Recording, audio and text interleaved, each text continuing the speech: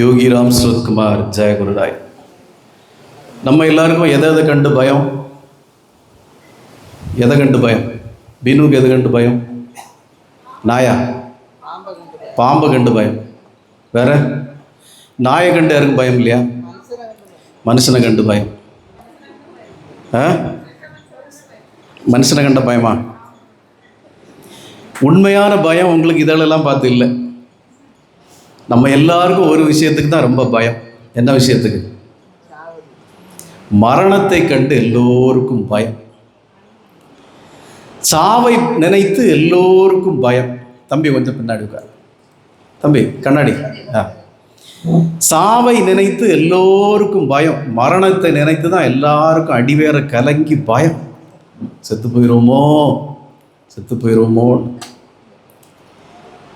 உண்மையிலே மரணம் என்ன என்பதை நீங்கள் புரிந்து கொண்டால், உணர்ந்து கொண்டால் நீங்கள் ரொம்ப சந்தோஷமாக இருப்பீங்க. ஆக்சுவலி மரணம் என்பதை பற்றிய உண்மையை நீங்கள் உணர்ந்து கொண்டால் நீங்கள் ரொம்ப சந்தோஷமாக இருப்பீங்க. மரணம் என்பது ரொம்ப சிம்பிள். அது கொண்டாடப்பட வேண்டிய ஒரு நிகழ்வு.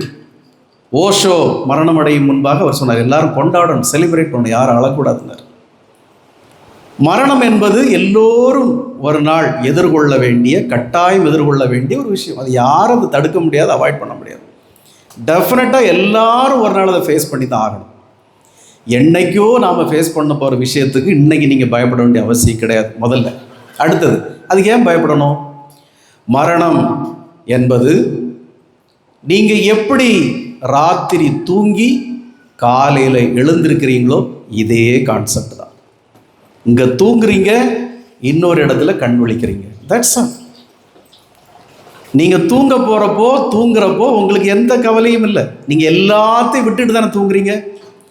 நீங்கள் தூங்குறப்போ உங்கள் பேர் என்னன்னு உங்களுக்கு தெரியாது, உங்களுக்கு ஒரு உடம்பு இருக்குங்கிறது தெரியாது, உங்களுக்கு ஒரு பெரிய அரண்மனை வீடு இருக்குங்கிறது உங்களுக்கு தெரியாது, பீரோவில் எவ்வளோ பணம் இருக்குங்கிறது உங்களுக்கு தெரியாது, இல்லை சட்டியில் நாளைக்கு என்ன சாப்பிட, எதுவுமே உங்களுக்கு தெரியாது. நீங்கள் தூங்குறப்போ நிசப்தம், அப்படியே தூங்குறீங்க, எதுவுமே உங்களுக்கு தெரியாது.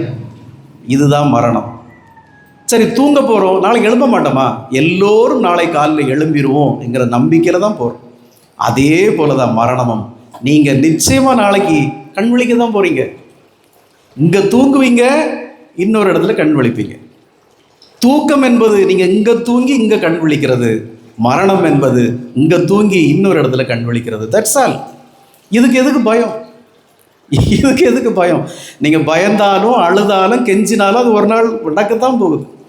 ஸோ மரணத்தை பற்றிய புரிதல் உங்களுக்குள் ஆழமாக இருந்து விட்டால், பக்தி, இறை புரிதல், ஜனங்களுடைய நீங்கள் பழகிற விதம் எல்லாமே டெவலப் ஆகும்.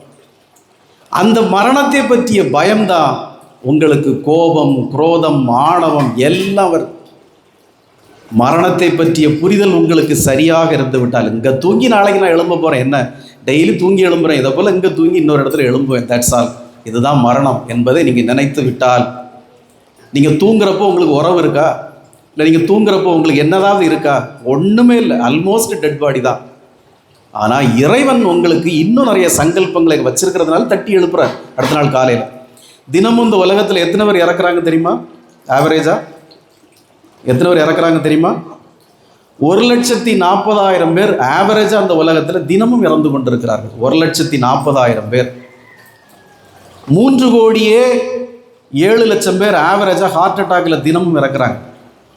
3,78,00,000 பேர் ஆவரேஜாக கேன்சரால் இறக்குறாங்க. இதை போல் எல்லாத்துக்கும் ஒரு புள்ளி விவரம் இருக்குது. கேன்சரால் பாதிக்கப்படுறாங்க, ஹார்ட் அட்டாக்கால் பாதிக்கப்படுறாங்க.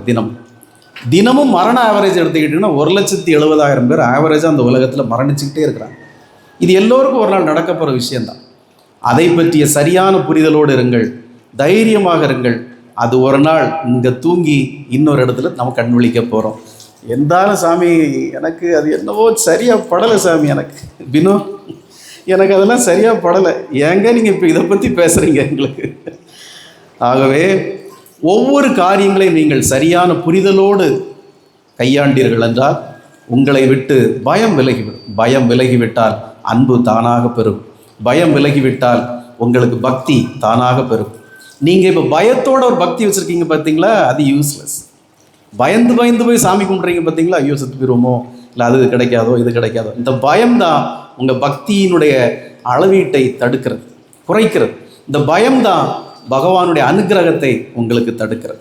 எந்த மகான்களும் எந்த யோகிகளும் எந்த ஞானிகளும் மரணத்தை கண்டு அஞ்சியதே இல்லை, வலிகளை கண்டு அஞ்சியதே இல்லை. It's will happen, is happen. நடக்கிறது நடந்தே தீரும், அவ்வளோதான். நடந்தது நடந்தாச்சு, அவ்வளோதான். ஆகவே மரணத்தை பற்றிய சரியான புரிதலோடு நாம் இருப்போம்.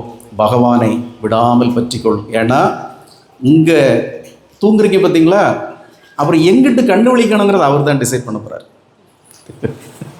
நீங்கள் எங்கே தூங்குறீங்க, அடுத்தது எங்கே எழுந்திரிக்கணுங்கிறத அவர் முடிவு பண்ண போகிறார். அதுக்காகவாவது பக்தியோட ஒழுங்காக இருங்க.